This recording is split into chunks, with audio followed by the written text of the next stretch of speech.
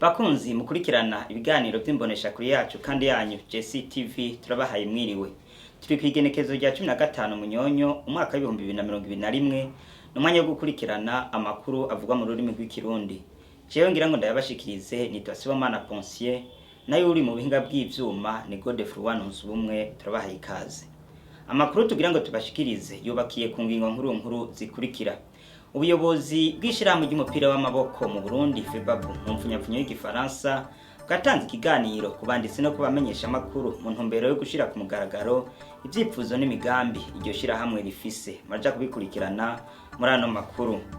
Ikena ry'ibinyobwa vya Brarudi ni kibazo gihanze abadandaza bo mu bunywero bwo mu gisagara ca Bujumbura.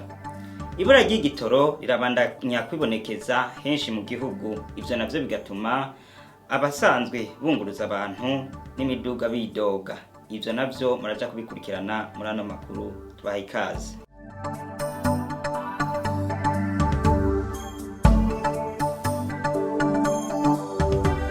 Inkuru imwe ukwayo. Ubuyobozi bw'ishirahamwe ry'umupira w'amaboko mu Burundi FEBABU mu mfunyapfunyo y'igifaransa bwatanze ikiganiro kubanditse n'abamenyesha makuru mu ntumbero yo gushira ku mugaragaro ivyipfuzo n'imigambi iryo shirahamwe rifise. Apotre Jean Paul Manirakiza asanzwe arongoye FEBABU yamenyesheje ko hagiye kuba ihiganwa rya basketball ku rwego rw'igihugu. Ni inkuru twatohoreje na mugenzi wacu Godefroid Nuzubumwe. Kuri uyu wa 15 Munyonyo mwaka wa 2021 ubuyobozi bw'ishiramwe cy'umupira w'amaguru mu Burundi FEBABU mu mfunyapfunyo y'igifaransa bwahaye ikiganiro abanditsi n'abamenyesha makuru mu ntumbero yo gushira ku mugaragaro ibyifuzo n'imigambi rifise. Apotre Jean Paul Manirakiza ari nawe aramutswa iryo shirahamwe mu ijambo ryiwe yamenyesheje ko hagiye gushigwaho ihiganwa ryo ku rwego rw'igihugu rihuza imigwi ya basket yo mu gihugu, inyuma y'ikurakuranamwo akazosigara imigwi 10. 6 ikazova mu gisagara ca Bujumbura nayo 4 isigaye ikazova mu gihugu hagati. Yamenyesheje kandi ko yifuza ko ihiganwa rya basket ryotera imbere kandi rikaja mu rwego mpuzamakungu. Bahoze arongoye Federation Self-Chimique wa Idolshikije ndabona ubutumwa bw'ibo executive secrétaire général adjoint Floris, ndabona commissaire gaha bambitwe bari gaha, ndabona coach, ndabona abajournaliste b'Chevrolet mu bikorwa, ndabona Viva ya represence Brarudi, ndabona ari ma commission n'abandi. Reka ndabaramutse kuvuga ngo tugire amahoro iterambere rya basketball mu Burundi. Muri kano kanya nagomba banze fate akajyo kubamenyesha ko ari umwanya wa mbere tuje kugira ngo ushaka umugaragaro ibyifuzo n'imigambi ikomeye ufitiye basketball mu Burundi. Uko mubizi umuntu atowe afite icyo bita projet de société, natwe projet de société yacu ihagaze gushaka kubita ligue. Iyo ligue rero niyo turakora ku murango no mwijoro kugira ngo dushobore kwishira mu ngiro. Hanyuma turamaze gutegura ibitari bike kuri yo genda. Uko mubizi ligue izose irimo imigwi 10, imigwi 10 rwango 6 ivuye i Bujumbura muri Aseba, hanyuma n'indi 4 itowe mu gihugu hagati. Nibaza kujejwe competition kukanya mwanya yabashe kuyaga abasigurire cyaizo league ino nzatuye gufata ya Roto League. Mu byango rero twatumeko nuko twatwifuza ko tubanza kubamenyesha ama etage nemo y'abategeze muri basketball. Tukiyashika twifuje ko tugira amatunwa, ayo matunwa kugira ngo dutegure abantu gusubira kugaruka kuja mu competition, duherenga ababe abatlete bakwiye babishitswe. Hanyuma twihe ikibanza twebwe ndo tutazavuga ziti mu myaka 2 l'équipe nationale itware zone 5, l'équipe nationale igera ahantu bandi twitwara, l'équipe nationale muri region yacu ibi ya mbere. None twasa ko dushaka kuvugisha ikindi naco twacihutirwa nuko twagomba kuhamforsa ama equipe y'Ibujumbura cyangwa abakinyi b'Ibujumbura mu Burundi bivanye no kuza ba professionnel. aho twagiye turavugana n'amayekipa nk'amwe ngira murabona ko actuellement ya beaucoup de professionnels à Bujumbura mbere n'abandi bakiri bato cyane n'abandi bakina ngaha mubona ko umukino wa basketball umaze gufata intumbero niriya kandi yagutse. Iki naco twari gusubiza basketball yo mu Burundi ku rwego mpuzamakungu aho tutahagaritse gutembera hirya no hino, mbere des fois tukaba tubona ko hari n'amaproje amwe amaze kuboneka, ariyo maproje twakoranye na Confeges batwandikiye batwishura batubwira ko iyo proje yitaho iterambere rya basketball féminin bahejeje kutwemera ko tufinansa, bisigura ko nayo nyene twagomba gushyira basketball ku map à l'échelle internationale. Igihe tugenda hanze batwemereye guteza imbere basketball cyane cyane 3x3 bagateza imbere basketball ukuduha ibikoresho byagenerwa, ariko tukabanza gutegura umugambi n'imiburiburi bazokorera ko tuzokorana nabo imyaka 2 yose. Ubu rero naho nyene vuba muraza kubona uzogenda agenda en contact na Fédération internationale de basketball tuza kumurwa misiza kugira ngo babandanye beshanja au nom de la Fédération de basketball du Burundi gushyira la mise en place ya programme yo gufasha basketball mu Burundi dans le rwego rwo hejuru. Ngo kugira ngo iryo higanwa rigire akanovera hazotangwa akabahasha gatubutse, aho umugwi wa mbere uzoronswa akabahasha k'imiliyoni 6, wa kabiri ukazoronswa imiliyoni 3, wa gatatu n'uwa kane bakazoronswa miliyoni 1 n'ibihumbi 500. Kubw'userukira Braludi mu gisata c'ibinyobwa bitambiye harimwo n'ikinyobwa Viva yamenyesheje ko bemeye gushigikira iryo higanwa kugira ngo bashire ko itafari mu ntumbero yo guteza imbere ishirahamwe ry'umupira w'amaboko basketball mu Burundi. Rero nk'usanzwe akorera muri Braludi sanzwe ndongoye imyuga bitambiye arivyo Viva irimo, twariyumviriye ico dushobora guterera kuco basketball yariko isangwa irakora, ariko twisunga cyane ivyariko bitegurwa uko federation iriko iratunganya basketball. Turavuga tuti ni byiza yuko natwe dushobora gushirako itafari kuri iyo nyubakwa iriko yubakwa ku rukino rwa basketball. Si ibintu by'imbeshere, turabona ingene basketball iriko iratera imbere cyane rwose. Rero turifuza yuko ejo urukino rwa basketball rushobora kuyagwa ngaha mu Burundi, rukayagwa muri Afurika ndetse no ku buryo au niveau international. Ni kubera iki? Ni kubera turazi twumva amakipe yo muri Afurika azwi cyane mu bihugu bisangura abazi yuko bya Egypte ndetse n'ibindi, Nigeria n'ibindi. Ni kubera n'ibihugu bifise byashoboye kugera aho biteza basket yabo imbere cyane.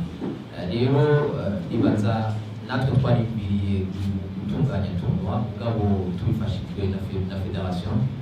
Iyo tournoi tukaba twifuza yuko itosa n'amatournoi asanzwe tubona gahe mu Burundi.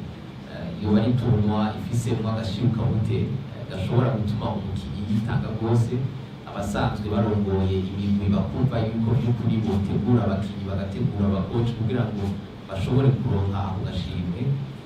Ivyo byose ni mu ntumbero yo gukuza basketball, yo guteza imbere basketball, ndetse n'abasanzwe bayikina bakumva yuko bafise agaciro. Uburyo uko urakora ikintu ntibumve yuko hari agaciro babihaye, ibiba biryoshe cyane rwose n'umuntu aba yitanze.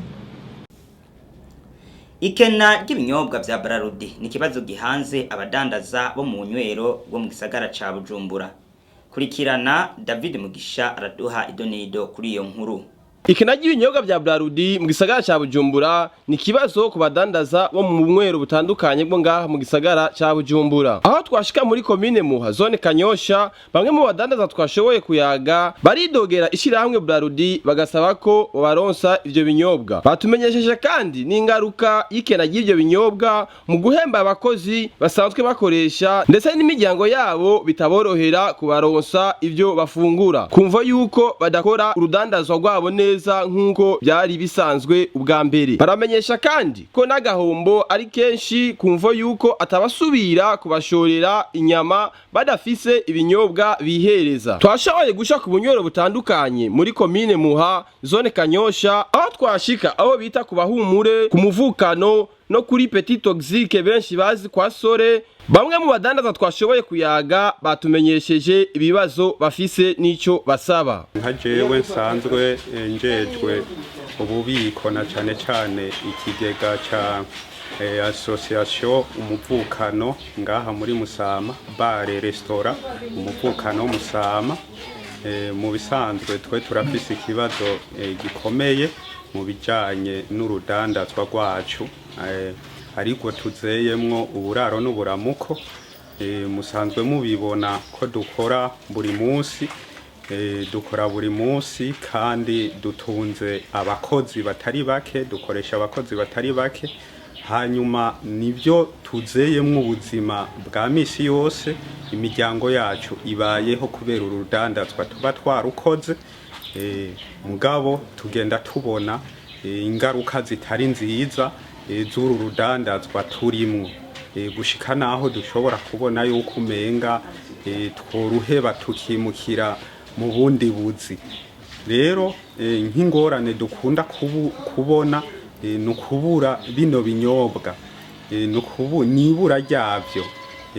Murabona yuko tuba dufise intuzeye tudandaza ubwoko butandukanye bw'ivyo binyobwa.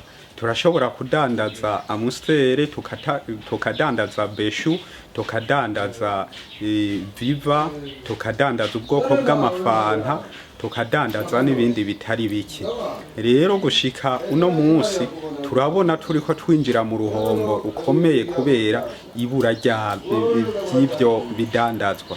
Nk'uruhombo rugaragara cyane, turabona yuko nk'ubu twashobora kwinjiza ubwoko butandukanye, tugashobora nko gusohora amakazi ya 15 y'ubwoko butandukanye. Ubu gushika uno munsi urashobora gusanga tudandaje turonse dushobora kuronka nk'amakaziya nk'atatu ane aho turangurira, ukaje usanga nibyo binyobwa dufise duhava duhereza abakiriya. Rero ivyo byose bigaragara ari uruhombo rukomeye, kuko bigenda kuca byafekta kuntuze kubo turongoye, ku bakozi baca babura imishahara ndetse n'ibindi ibibazo dukunda guhura. Ibyo ikenwa inzoga ni nke cyane gose. Ubu dufate nk'icyo kwa Mungu narize kudanza nk'amakazi ni buri amajana 200, ako nefise amakazi atarenga 40. Aho 40 nagiye ku bwoko bwose. Ico gihe rero babana y'amakazi amajana 2 umaje ko bari kuyana ngo curonka amakazi 40, byumvikane ko inzoga nazimaze gushika 6 inzoga zari ziheze, kandi ntiza kugara kabare isaha zine niyo matiko batire ko. None ibibazo muhura iyo mugiye kurondera ku madepo inzoga barazima cyangwa zirazihari? Muri make ubu jewe kubera ingona nahora ndangora ku depo yaha impande y'wanje kwa Kasiyano, ngo kubera nawe inzoga yaronka zari nke. Umuderege mushasha yarutse kuza yashafata ingingo ko ububare bukomeye aca anshira muri mega. Mugo no muri mega nubwo ndiyo inzoga bampa ntizihuye n'ukuntu mba ndazikeneye kubera ingufu z'akabare. Kabare kose murakaza kabare komeye cyane kamateka mu bari buri ngaha mu Kanyosha. Nizahe ngaruka muhura nazo iyo habaje kuba mutaronka inzoga nkuko vyahora? Je nku dufata ubunkoresha abakozi bashika 15. Abo bakozi bisaba ko mukubahemba ntiza kubahemba ariko ndonse inzoga. Hamwe no mu gikoni ntiza gusohora inyama ariko ndonse inzoga. Bishitse n'ikibanza dukore mu bishira bimwe tukabikota byose bisaba yuko turonka inzoga. Nk'ama case ubona bizenga yose yareza kuba ari mu inzoga nayo mu kabari. Yose ubona ko ari fini. Ubu mfise ikaziye 5 za Royal zonyene. Nkacije n'ikaziye 10 za Viva. Izo nazo ntibazikunda cyane, inzoga bakunda cyane Primus, Amstel, Boke, Baju, Beshu. Muri zo suba nta cupa nari mfisemo. Musaba iki leta kuryo kenaje ibinyobwa? Twosaba ko leta yogerageza ikorohereza Braludi imbari ariyo yofisi impamvu itimizo taboneka neza, banafaye agaciro ko ago yaboneke bakabaka yorohereza iki tubashe kuronka ivyo binyobwa. Ubu kenshi turavye batura ko bafise ingorane z'amadovize. Nayo leta rero nirondera uburyo bwose bwose ugira ikinyobwa kiboneka. Kandi uretse natwe tubona ko Braludi irafise ikintu gifasha cyane igihugu cy'u Burundi bijanye n'iterambere ry'igihugu. Ibura ry'igitoro mu gihugu rirabandanya kwibonekeza henshi, ivyo navyo bigatuma abunguruza abantu n'imiduga bidoga. Ni nkuru twatohorejwe na mugenzi wacu Noe Irankunda. Ibura ry'igitoro mu gihugu rirabandanya kwibonekeza. Abunguruza abantu n'imiduga twaganiye baridogera iryo bura ry'igitoro, bagasaba ko leta yokora uko ishoboye kose igitoro kikaboneka, kuko akazi bakora ariko kabatunze kandi kabatungiye imiryango. Banamenyesheje ko niyo bagiye kurondera ivyo bitoro abajejwe kubitanga ku masitasiyo babatoza igiturire kiva ku bihumbi 5 gushika ku 10. Twebwe tugira twebwe abashoferi twunguruza abantu mu gisagara kugira ngo turonke ibitoro imyatani ngorane turahangayika.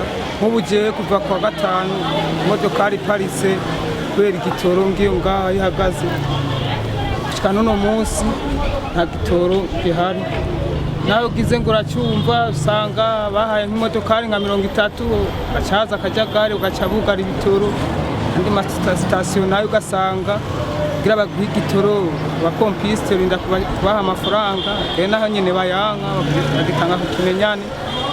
Numva nka twebwe dufise imiryango atagitoro gihari dushobora kuba icyo twifuza, dusaba yuko leta namba kandi ingorane zihari mu bitoro ko bokumvikana n'ababidandaza, namba bakiduza, namba babigenza gute twebwe bagaturonsa ibitoro twakora kugira ngo natwe turayike imiryango yobandanya ibaho. Nukuri nkuko mubibona mugiye muraraba ngaha hose imodoka zimwe zamaze kuza zirahagara kubera ucu usanga amazutu menshi imodoka nyinshi zaraheze amazutu. Rero n'uyafise akubita ituru zingahe ntaheze umunsi acaja guhagarika. Natwe bwaha turiko turakora kugira ngo mu mwanya twave duhagarika kuko amazutu ntashobora kutumaza umunsi wose. Hama ku matasiyo yose tubona atagitoro kihari, dusaba ko leta rero yobirabira hagufi kuko harimo agahombo kanini, yaba bene imiduga yaba biyunguruza baja ku buzi canke abanyeshuri usanga programa zabo zitaranguka neza. Nkaje imokari yakamye igitoro kuva hirya ejo, aho numvise kiri hose ngiyeyo nkasanga bariko bashira amahera imbere abapompiste, mugabo maze gutanga amahera igihe banka kuyatanga kubera bafise bakoresha ikimenyane. Rero ushitse imbere ngo utange nayo mahera ushikiriwe arigihe baca bavuga ngo igitoro kiraheze, gaca usubira muhira ugataha umaze kubika imodokari.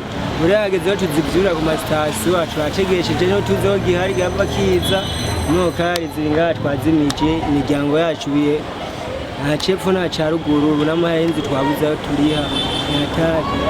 Bakunzi mwari muduteze yompi, aha niho amakuru twari twabateguriye agarukiye, ariko tubibutse ko ibiganiro byacu mushobora kubikurikirana muciye ku rubuga rwa Facebook, Instagram, Twitter na YouTube mwandika akajambo JCTV na Gahwane.